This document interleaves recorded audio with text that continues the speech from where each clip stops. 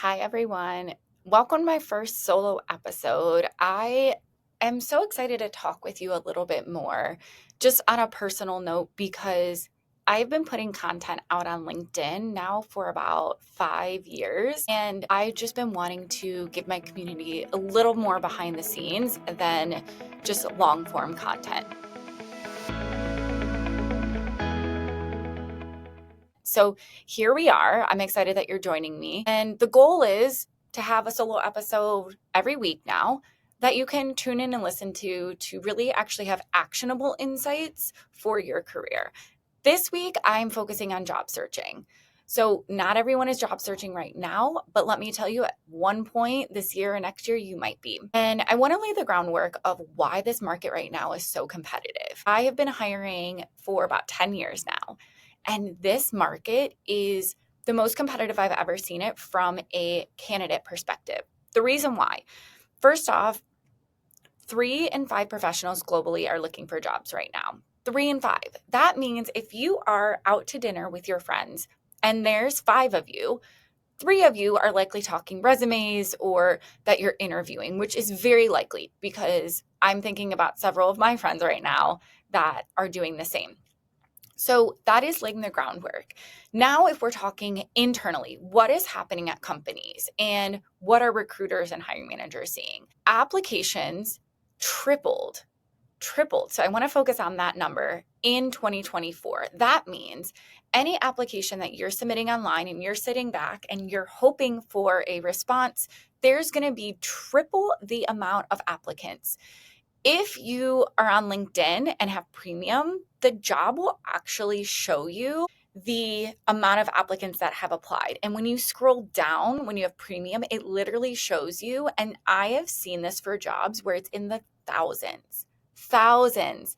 That is wild. That is a level of internship level applications, not director and above. So something to be very aware of. And then additionally, there's statistics that teams have interviewed 40% more applicants. So not only are there more applicants coming through, but the teams are interviewing more people. This means that before, maybe for a role when they were interviewing and there's 10 people being interviewed, now they're interviewing 20, 25, 30 people, which is putting a lot of work on recruiters, but it's giving them more options because they have so many more competitive candidates to choose. So if you are in the seat right now for job searching, this is the market. And this is why it's so different this year. I cannot emphasize between 2024 and now of the difference in landscape. So you cannot approach your job search the same.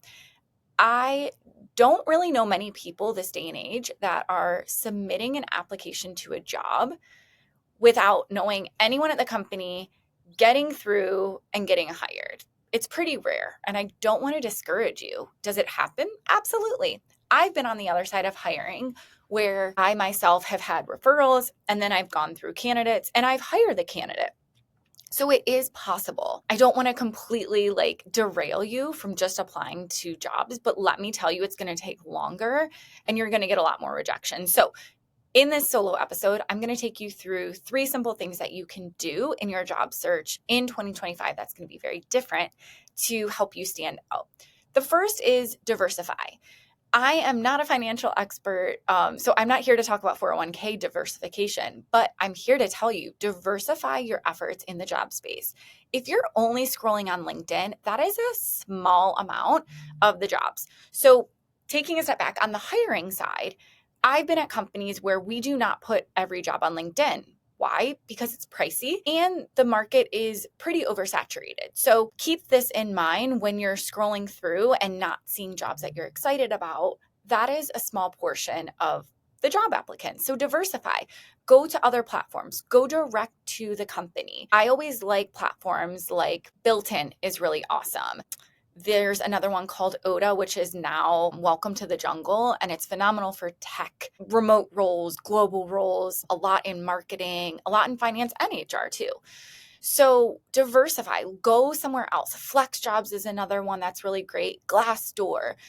Just spread out your search across the board because LinkedIn, unfortunately, as much as I love LinkedIn, is not the answer and be all right now. Diversify. The next is change up your referral strategy. And what this means is a lot of people come to me and say, okay, I want this job at Amazon, but I don't know a referral there. So I'm just going to cold message everyone.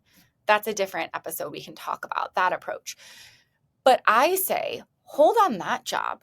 Where is your network? Are they at other smaller companies, maybe where you can get a foot in the door? Or maybe they are at bigger companies and the role isn't necessarily posted for you that you're excited about. But I'm telling you, if it is a bigger company, there's a lot of roles behind the scenes. So again, I worked at L'Oreal for many years and we have many roles posted, career site, LinkedIn, etc. But did you know behind the scenes, HR talent team is working really hard because there's internal moves happening. So behind the scenes, what you're not seeing is that a lot of bigger companies have these internal discussions. So talent's moving from this role to this role next month. Okay, we're going to have that opening, but maybe the role isn't posted yet, or maybe they're changing the role. And so what happens is you end up having a lot of openings technically at the company that just aren't being posted because you're trying to think strategically internally. Do we have anyone from an internal sense we can move into that role? Are we keeping the role as is? These types of things. So when you go direct to a referral, that referral gets you a conversation with someone at the company. What can happen is that the hiring manager at the company could say, wow, this candidate is awesome. Do we have anything? And guess what? They might email you around to different people. I've been there. I've done that where I'm like, this person's awesome. They have XYZ experience. Is anyone looking for this type of talent? And guess what? It's almost like you're passing along a really proud candidate that you're excited about. And sometimes those candidates do get jobs that haven't even been posted yet. Now, is this percentage high? Not necessarily, but honestly, you probably have a better chance of talking to a referral, getting an exploratory interview, and landing a job versus going the other way around and waiting in the application line.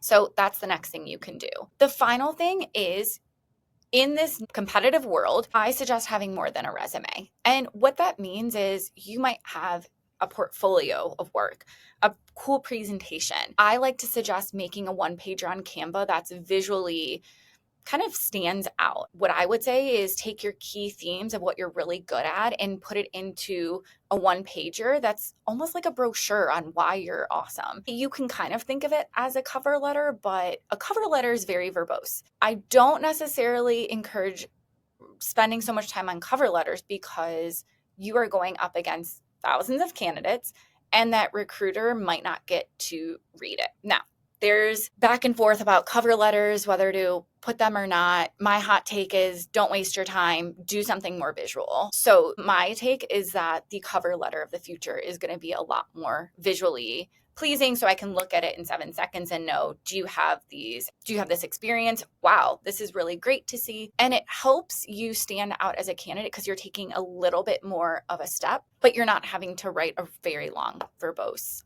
cover letter, which we all do not love. So these are the 3 things you can do. Is there more? Of course. So keep up with me on LinkedIn. I'm always sharing more details around job search and how to navigate this tough time right now. But at the end of the day, my last tip for you is take rejection and run with it. You are going to get told no. You are going to get that email that is, thanks for applying, but we are not moving forward. You might get that 5 minutes later after applying. You might get it 50 days after applying. It's a wide range out there. And so I would encourage you to be prepared to dig deep into how best you keep motivated and keep moving. Whether you have a job or you are out of a job, rejection sucks. Like, it really sucks because you are now going to, as soon as you get that email, no thanks, we're not moving forward, or you get the call from that interview that no, you're not moving forward, what is your immediate thought? A lot of professionals immediately think, why am I not good enough? What did I say wrong? What did I do that wasn't good enough? It's all around good enough and self-doubt. And let me tell you, that is just, it's not going to help. That is not helpful talk along the way. So you really have to come back to knowing what you can control. Just because you've been rejected doesn't even mean someone thoroughly read through your resume. Just because you've been rejected in an interview doesn't mean that you weren't good enough to move forward. But maybe there was an internal candidate that got the job. Maybe the role is on hold. I've seen roles held so many times due to financial implications of the business that they want to hold on this role maybe till next quarter. But you're not getting those details. So always remember at the end of the day, yes, you are good enough. Yes, you do have amazing experience. However, just not for this role. And you need to move on and stay focused on just digging deep into that resilience. So don't give up, stay in the game. And I don't even want to call it a game, but it is kind of one these days. And really focus on the things you can do for yourself, especially mentally. So I hope these tips were helpful for you to keep moving through the job search of 2025. You're doing great. Remember to check back in with me each week as I have new episodes on the break room, as I take you behind the scenes of inspiring stories and actionable steps as I did this week on my solo episode. Thanks for stopping by.